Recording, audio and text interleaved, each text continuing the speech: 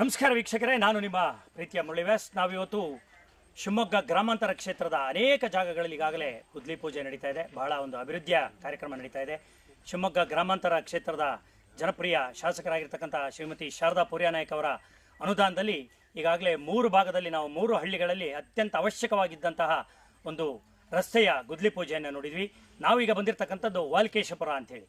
ಶಿವಮೊಗ್ಗ ನಗರದಿಂದ ಕೇವಲ 12 ಕಿಲೋಮೀಟರ್ ದೂರದಲ್ಲಿರ್ತಕ್ಕಂಥ ಈ ಒಂದು ಹಳ್ಳಿ ಇವತ್ತಿಗೂ ಕೂಡ ಯಾವುದೇ ರೀತಿಯ ಒಂದು ಬದಲಾವಣೆ ಅಥವಾ ಡೆವಲಪ್ಮೆಂಟನ್ನು ಕಾಣದೆ ಒಂದು ಹಿಂದುಳಿದ ಹಳ್ಳಿಯಾಗಿ ಉಳಿದಿದೆ ಅಂತಂದರೆ ಬಹುಶಃ ತಪ್ಪಾಗಲಾರದು.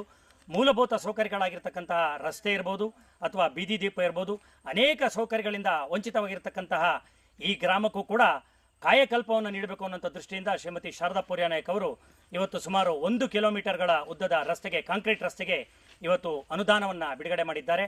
ಈ ಗ್ರಾಮದ ಎಲ್ಲ ಜನಗಳು ಬಹಳ ಸಂತೋಷದಿಂದ ಈ ಒಂದು ಜಾಗದಲ್ಲಿ ಇವತ್ತು ಭೂಮಿ ಪೂಜೆಯನ್ನು ಮಾಡಿದ್ದಾರೆ. ದೇಶದಲ್ಲಿ ಹಳ್ಳಿಗಳು ಮೂಲಭೂತ ಸೌಕರ್ಯಗಳನ್ನು ಹೊಂದಿದರೆ ದೇಶ ಉದ್ಧಾರ ಆಗುತ್ತೆ ಅಂತ ಹೇಳಿ.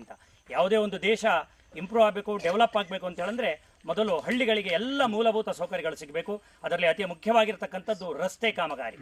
ಮೂಲಭೂತ ಸೌಕರ್ಯ ಇಲ್ಲ ಅಂತ ಹೇಳಿದ್ರೆ ಈ ಹಳ್ಳಿಲಿರ್ತಕ್ಕಂಥ ಜನ ಅನಾರೋಗ್ಯದ ಸಂದರ್ಭದಲ್ಲಿ ಆಂಬ್ಯುಲೆನ್ಸ್ ಕೂಡ ಇಲ್ಲಿ ಒಳಭಾಗದಲ್ಲಿ ಬರ್ತಿರಲಿಲ್ಲ. ಅಂಥ ಒಂದು ಪರಿಸ್ಥಿತಿಯಲ್ಲಿತ್ತು.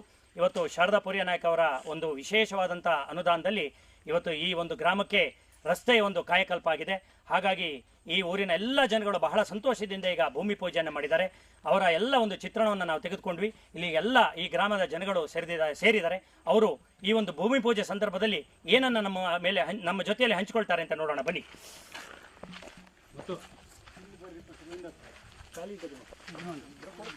ಸರ್, ಇವತ್ತು ಶ್ರೀಮತಿ ಶಾರದಾ ಪೂರ್ಯಾನಾಯ್ಕ ಅವರು ನಿಮ್ಮ ಊರಿಗೆ ಅತಿ ಅವಶ್ಯಕವಾಗಿರ್ತಕ್ಕಂಥ ಒಂದು ರಸ್ತೆಗೋಸ್ಕರ ಅನುದಾನವನ್ನು ಬಿಡುಗಡೆ ಮಾಡಿ.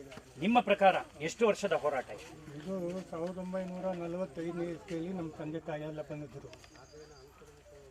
ಅವಾಗ ಇದೆಲ್ಲ ಕಾಡು, ಅಲ್ಲಿ ಜಮೀನು ಮಾಡಿದ್ವಿ. ಅಲ್ಲಿ ಜಮೀನು ಮಾಡಿದಾಗ ಈ ರೋಡನ್ನು ನಮ್ಮ ಮಾವರು ಏನೇನೋ ಮಾಡಿ ಈ ನಡಿ ಕಾಡಿನೊಳಗೆ ಈ ರೋಡ್ ಕೊಟ್ಟಿದ್ರು. ಅವಾಗ ಬಂಡಿದಾರಿ ಅದು ನಮಗೆ ಸ್ವಲ್ಪ ಬುದ್ಧಿ ಕಮ್ಮಿ ಆಗೋಲ್ಲ, ಅವರು ಮಾಡಿದ್ದಿದ್ದು. ಆಮೇಲೆ ನಾವು ಜಮೀನು ಮಾಡಿದ್ವಿ. ಅಲ್ಲಿ ನಾವು ಹುಟ್ಟಿರೋದು 1950ರಲ್ಲಿ, ಇಲ್ಲೇ ಮುದೋಲದಲ್ಲಿ.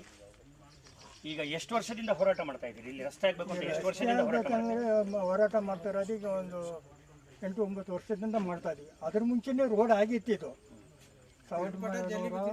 ಶಾರದಾ ಪೂರ್ಯಾನಾಯ್ಕ ಅವರಲ್ಲದೆ ಹಿಂದಿರ್ತಕ್ಕಂಥ MLA ಅವ್ರಿಗೂ ನೀವು ಮನವಿಯನ್ನೆಲ್ಲ ಸಲ್ಲಿಸಿದ್ರ? ಇದನ್ನು ಸಲ್ಲಿಸಿದ್ದೆಲ್ಲ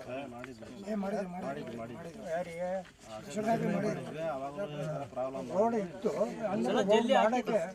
ಈಗ ಕಾಂಕ್ರೀಟ್ ರೋಡ್ ಆಗ್ತಾ ಇದೆ. ಏನ್ ಅನಿಸ್ತಾ ಇದೆ ನಿಮಗೆ? ಒಳ್ಳೇದಾಗ್ತದೆ, ಅವಶ್ಯಕವಾಗಿ ಬೇಕಿತ್ತು ಅಂತ. ಏನು ರಸ್ತೆ ಇಲ್ದಿದ್ರೆ ಏನ್ ತೊಂದರೆಗಳಾಗ್ತಿತ್ತು ಹಳ್ಳಿಯವರಿಗೆ? ಬರೋಕ್ಕಾಗಲ್ಲ, ಯಾವ ಗಾಡಿನೂ ಹೋಗ್ತಾ ಇಲ್ಲ.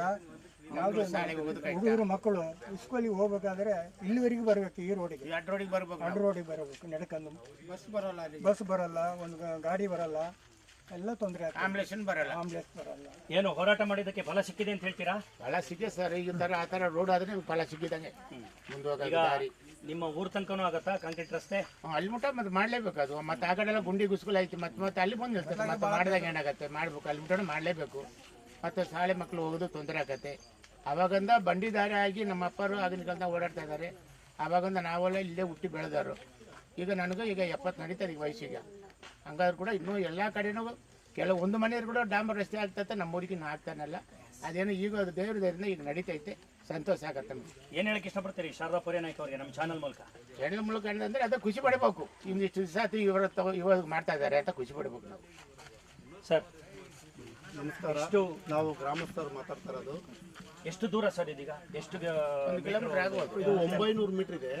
ಊರು ಸೇರಿದ್ರೆ 1 ಕಿಲೋಮೀಟರ್ ಆಗುತ್ತೆ ಇಲ್ಲಿಂದ. ಈಗ ಆಗ್ತಾ ಇರೋದು ವಿಚಾರ ಏನಂದರೆ, ಗ್ರಾಮಸ್ಥರು 2 ಟೈಮು ಕೂಡ ಹಿಂದಿನ ಶಾಸಕರು 2 ಟೈಮ್ ಬಾರಿ ಆಗಿಬಿಟ್ಟಿದೆ. ಇಲ್ಲಿ ಅಕ್ಕಪಕ್ಕ ಜಮೀನ್ದ ಸ್ವಲ್ಪ ತೊಂದರೆ ಆಯಿತು. ಆ ಇನ್ನೂಲಲ್ಲಿ ಬಂದಿದ್ದನ್ನು ಪಂಡು ರಿನಲ್ ಆಯಿತು. ಈಗ 2ನೇ ಟೈಮು ಕೂಡ ಆಗಬೇಕಂದ್ರೆ ಸ್ವಲ್ಪ ಸಪೋರ್ಟ್ ಬೇಕಾಗುತ್ತೆ. ನಿಮ್ಮ ಮಾಧ್ಯಮರದ್ದು ಸಪೋರ್ಟ್ ಬೇಕು, ಅಕ್ಕಪಕ್ಕ ಗ್ರಾಮಾಂತರದ್ದು ನಿಮಗೆ ಸಪೋರ್ಟ್ ಬೇಕಾಗುತ್ತೆ. ಇರೋದು ಇಷ್ಟು ಊರು, ಇಷ್ಟು ಜನ, ಇಷ್ಟೇ ಇದ್ದೀವಿ. ಅದು ನೀವು ಕೂಡ ಅಕ್ಕಪಕ್ಕ ನೀವು ನಮಗೆ ತಾವು ಸಪೋರ್ಟ್ ಮಾಡಬೇಕಾಗತ್ತೆ. ಅದೆಲ್ಲದೆ ಮಕ್ಕಳಿಗಾಗಲಿ, ಸ್ಕೂಲ್ ಮಕ್ಕಳಾಗಲಿ, ಮತ್ತು ಮೊನ್ನೆ ಪ್ರೆಗ್ನೆಂಟ್ ಆಯಿತು 1 ರಿಂದ 2 ಗಂಟೆ ಟೈಮಲ್ಲಿ ಪ್ರೆಗ್ನೆಂಟ್ ಆಗ್ಬಿಡ್ತು, ಜೀವ ಹೋಗೋ ಸ್ಥಿತಿಯಲ್ಲಿ ಇತ್ತು. ಆಂಬುಲೆನ್ಸ್ಗೆ ಫೋನ್ ಮಾಡಿದ್ರು ಕೂಡ ಆ ಮೂಮೆಂಟಲ್ಲಿ ಆಂಬುಲೆನ್ಸ್ ಬರೋಕ್ಕೆ ಹಿಂದೆ ಮುಂದೆ ಮಾಡಿದರು. ಅದೇ ಟೈಮಲ್ಲಿ ನಾನು ಕೂಡ ಅವತ್ತು ಕರ್ಕೊಂಡೋಗಿ ಟೈಮಲ್ಲಿ ಮೆಗಾನ್ ಹಾಸ್ಪಿಟ್ಲ್ ಹೋಗಿ ಅಡ್ಮಿಟ್ ಮಾಡಿದಾಗ ಏನಂದ್ರು ಅವತ್ತು ಬೆನ್ನು ತಟ್ಟಿದ್ರು, ಯಾಕಪ್ಪ ಇಷ್ಟು ವಾತಾವರಣದಲ್ಲಿ ಇವತ್ತಿನ ಸ್ವತಂತ್ರ ಸಿಕ್ಕಿ ನಮಗೆ ಇಷ್ಟು ದಿವಸ ಆದರೂ ಕೂಡ ನೀನು ಆ ಸ್ಥಿತಿಯಲ್ಲಿ ಇದ್ದೀರ ಅನ್ನೋ ಮಾತಾಡಿದ್ರು ಅವತ್ತಿನ ದಿವಸ. ನಿಮ್ಮ ಅವತ್ತು ಬೇಡ ಒಪಿನಿಯನ್ ಆಯಿತು ವಿಚಾರದಲ್ಲಿ. ಇಷ್ಟು ವಾತಾವರಣದಲ್ಲಿ ನಾವು ಇದ್ರೂ ಕೂಡ ಈ ವಾತಾವರಣದಲ್ಲಿ ಇದೀವಿ ಅಂತ ಯಾರು ತಾಕಿದ್ದು ಮುಟ್ಸ್ಬೇಕು ಅನ್ನೋದು ಕೂಡ ಗುಡಿ ತಹಸೀಲ್ದಾರ್ ಓದಿ AC ಓದಿ ಎಲ್ಲ ಕೂಡ ಮಾಡ್ಕೊಂಬಂದಿವಿ, ಆದರೂ ಕೂಡ ಕಿವಿಯೇ ಹೋಗಲಿಲ್ಲ. ಇನ್ನೂ ಯಾವ ಮಟ್ಟಕ್ಕೆ ಐತಲ್ಲ ವಾತಾವರಣ ಅಂತ ಹೇಳ್ಕೊಂಡು ಅನ್ಕೊಂಡು ಮನಸ್ಸಿಗೆ ನೋವಾಯ್ತು ಸರ್ ಅದು. ಇವತ್ತು ಇದೇ ನಮ್ಮ ಪಕ್ಕದ ಗ್ರಾಮದಲ್ಲಿ ರೇಣು ನಾಯ್ಕರು ಅಂತ ಹೇಳ್ಬಿಟ್ಟು ಇದನ್ನು ಸ್ವಲ್ಪ ಮುಂದೆ ತಗೊಂಡಾರ ವಿಚಾರನ. ಇದೇ ಥರ ನಮಗೆ ಇದನ್ನು ಮುಗಿಸ್ಕೊಡ್ಬೇಕು ಅನ್ನೋದನ್ನೇ ನಮ್ಮ ತಮ್ಮಲ್ಲಿ ಕೇಳ್ಕೊಳ್ತೀವಿ. ಈಗ ಸರ್ಕಾರದಿಂದ ಇದಕ್ಕೆ ಎಷ್ಟು ಅನುದಾನ ಬಿಡುಗಡೆ ಆಗಿದೆ ಮತ್ತೆ ಕಾಲಾವಕಾಶ ಎಷ್ಟು ಕೊಟ್ಟಿದ್ದಾರೆ? ಇವಾಗ ರಸ್ತೆಗೆ 20 ಲಕ್ಷ, 20 ಲಕ್ಷ ಕಾಂಕ್ರೀಟ್ CCಗೆ ಬಂದು 20 ಲಕ್ಷ ಆಗಿದೆ. ಬಾಕ್ಸ್ ಚರಂಡಿ ಒಂದು 5 ಲಕ್ಷಕ್ಕೆ ಸ್ಯಾಂಕ್ಷನ್ ಆಗಿದೆ. ಅದೇ ರೀತಿಯಲ್ಲಿ ಮುಗಿಸ್ಕೊಡ್ಬೇಕಂತ ತಮ್ಮಲ್ಲಿ ಟೈಮ್ ಡ್ಯೂರೇಷನ್ ಎಷ್ಟು ಕೊಟ್ಟಿದ್ದಾರೆ? ಒಂದು ತಿಂಗಳು ಒಂದು ತಿಂಗಳು ಟೈಮ್ ತಗೊಂಡು. ಈಗ ಬಹಳ ವರ್ಷಗಳಿಂದ ಹೋರಾಟ ಮಾಡ್ತಿದ್ರಿ, ಈಗ ಶ್ರೀಮತಿ ಸರ್ 8 ವರ್ಷ ಆಯ್ತು ವಿಚಾರ ಇದು. 8 ವರ್ಷರು ಶಾಸಕರು, ಹಿಂದಿನ ಶಾಸಕರು ಕೂಡ ಆದಷ್ಟು ಪ್ರಯತ್ನ ಮಾಡಿದ್ರು. ನಾವೆಲ್ಲ ಇದೇ ಥರ ಗ್ರಾಮಸ್ಥರು ಸೇರಿ ಮುಂದೆ ಬಂದಿವಿ. ಅಕ್ಕಪಕ್ಕ ಪೊಸಿಷನ್ ಇರೋ ಸ್ವಲ್ಪ ನಮ್ಗೆ ತೊಂದರೆ ಕೊಟ್ಟರು, ಅದರ ಇದರಲ್ಲಿ ಹಿನ್ನೆಲೆ ಆಯಿತು. MLA ಅವರು ಬಂದು ಇದನ್ನ ನೋಡಿದ್ರ? ನೋಡಿದ್ರು MLA ಬಂದಿದ್ರು. ಈ ಸಲ ಇದರೊಳಗೆ ಮೇಡಮ್ ಅವರು ಇದು ವಿಚಾರದಲ್ಲಿ ಮುಂದೆ ಬಂದಿದ್ದಾರೆ. ಸದಾ ಬಂದರೆ ಇದು ಕೆಲಸ ಮುಗಿಸ್ಕೊಟ್ರೆ ನಮಗೆ ಮುಂದಿನ ಜೀವನದಲ್ಲಿ ಅವರಿಗೆ ನೆನಪಿಸ್ಕೊಳಕ್ಕೆ ಒಂದು ದಾರಿ. ಖುಷಿ ಪಡ್ತೀವಿ ನಾವು. ಗ್ರಾಮಾಂತರ ಕ್ಷೇತ್ರದಲ್ಲಿ ತುಂಬಾ